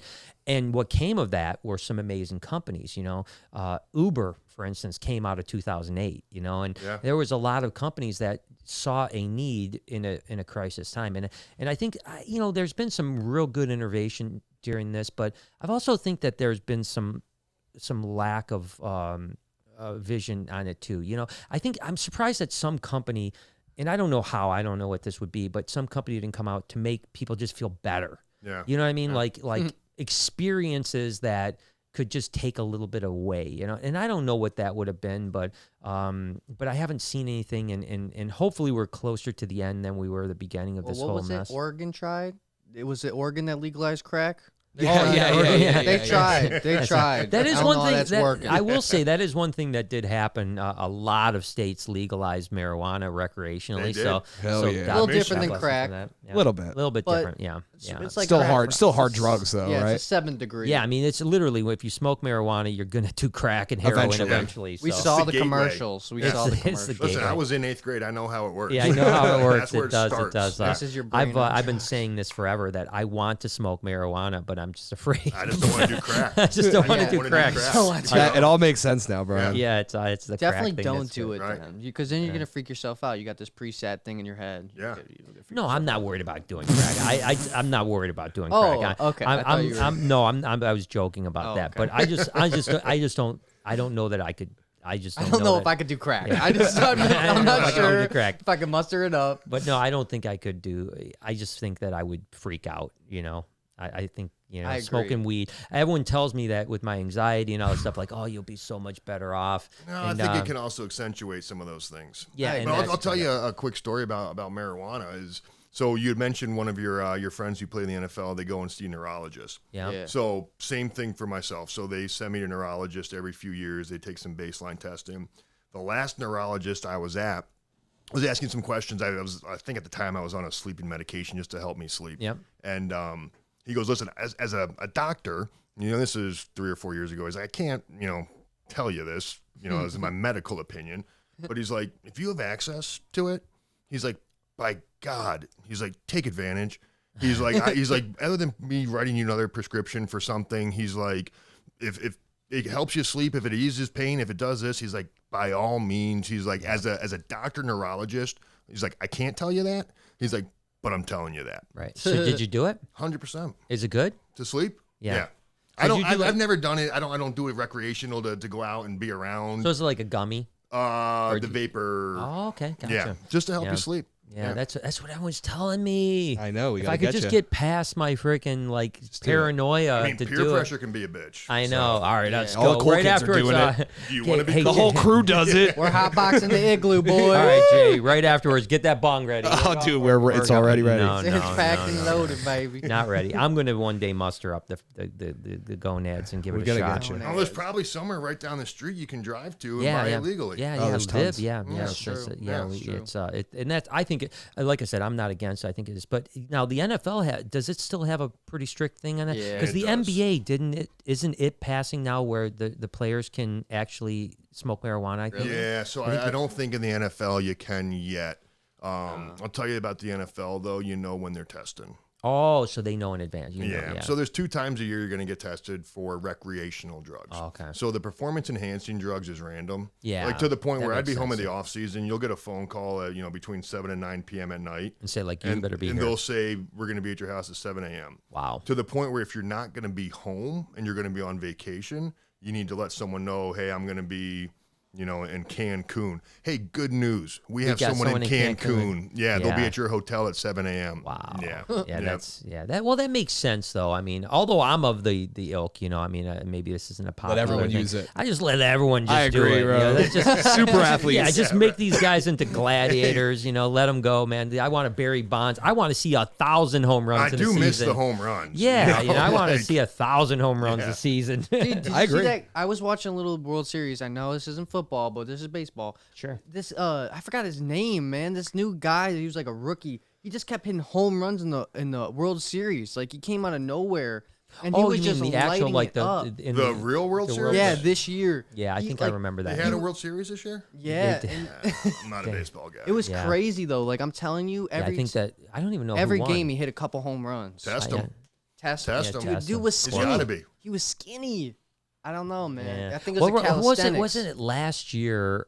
Who was the guy from the Yankees? Or I don't even know. God, I'm such a bad sports guy. Anyways, he was in the World Series, but he had the mic like where they were like telling him what the pitch was going to be. Oh, really? Oh, do you remember the buzzer? That was in Houston. Yeah, buzzer. Yeah, in Houston. Yeah. Yeah, and this dude was dinging home runs all playoffs. Dinging so them. there's someone looking at the catcher signals. Yeah, and then they were dinging him, and literally, you can the way they caught him was he in the World Series he like hit like the walk-off home run, and whether it was to clinch the series or whatever. Yes. And okay, and you could you could see him going, "Don't rip my shirt off." Yeah, you know, because they you know like they were they're on a wire. He's like you could see him going, "Don't rip my shirt off," because there's a wire buzzing, and then he here what was that guy's name? Up. Yeah, I can't remember. He's a little dude too. You know, Cheater Anderson. Yeah, he was like 5'7", 5'8", and he's dinging home runs like he's freaking. I do you know, remember that story. Yeah, so there you go. There it is. So. Well, you know, dude, this has been great. I've had a great time. I hope that you've enjoyed it. Thank you. It's great to see you again. Yeah, you as well. Can't be a stranger. Bring the kids around anytime. Yeah, you know, just do this again sometime. It'd be great. You got it, man. Anytime. This is a blast. Congrats on all the success, man. This is awesome. Yeah, having a great time. Where we met 7-8 years ago, and you know, to where we are now, and we still have that snake. He's got a new name. Oh, he's got what's his name? So he was Mario. Yeah, I remember. But then that. Jack noticed that he has a little mark on his head that looks like the Saints logo. Oh. So now his name is Saint. Saint, not he's Drew doing Brees. awesome. He's not Drew Brees. No. But he's got those colors too. But he's awesome. Hasn't yet, knock on wood, has yet to bite anybody. Oh my gosh. Super Oh, chain. that's probably good. Someone's getting bit tonight. I guarantee it. I hope so. Guarantee it. Guarantee it. One thing you got. One rule of thumb: you never say that about a snake. Famous last Do you words. remember when we were here the first time back in Shelby? Yeah. Jack got bit. Yeah, I do. You know, he was just a couple years old and just Yeah, barely broke the skin Yep. and didn't face him. Exactly. Yep. Usually yep. kids are good with that for some reason. Yeah. They don't have like this fear thing. I used to stick my hands in the ball python cage just Yeah, for he fun. used to do that. And my mom would be like, "What the hell is wrong with you?" I found snake bites because I was terrified of snakes. Yeah, there you go. I That's love how it. it Well, started. and here we are, Here we man. are. That's Here actually we how are. a lot of people start. It's Yeah. weird. So many people comment that. Yeah, They say no. they're so deathly afraid, and then they watch Yeah. the videos, and now they have Yeah, it's ball exposure pythons. therapy. It works well, you know, it really does. And It's cool. You know, I'm grateful for people. You know, I'm grateful for people that are open-minded enough to get past their fear. You know, Yeah. and I think that's something I live for. So, but It becomes a fun part of life. Actually, Yep. is conquering fears. yes, Like it's super strange. It's actually becoming like one of my favorite pastimes. Is Yeah. doing shit I'm afraid of. well, I'm gonna try. I'm trying just to wake up Well, in I the morning. never would have thought there'd be a snake in my house for Yeah. the past 7 or 8 years, but it's been awesome. It's cool. Well, I love it, man. Well, I love you. Thank you for coming, Cool. dude. Thank you, man. Yeah, guys for definitely. You watching. guys, yeah, thanks for watching. Take us out of here, Noah. Thank you guys for watching. This has been Wondering number 7. Wednesday, we're having a podcast on Wednesday. Podcast on Wednesday, yes, Checking sir. in number 41 on Wednesday. Make sure you guys tune into that. sir. If you're not subscribed to the Checking In Clips channel, link is in the description. Go subscribe to that. Podcast on every platform you can listen to audio-wise. Thank you guys so much for watching, and we will see you in the next one. All right, we'll see you guys. Thank you, Thank guys. you. Thanks, guys. That was awesome. Good job, man. Good stuff. That was fun, great. Yeah, did that work It's out for always- you? Oh my God, it worked out great. It's always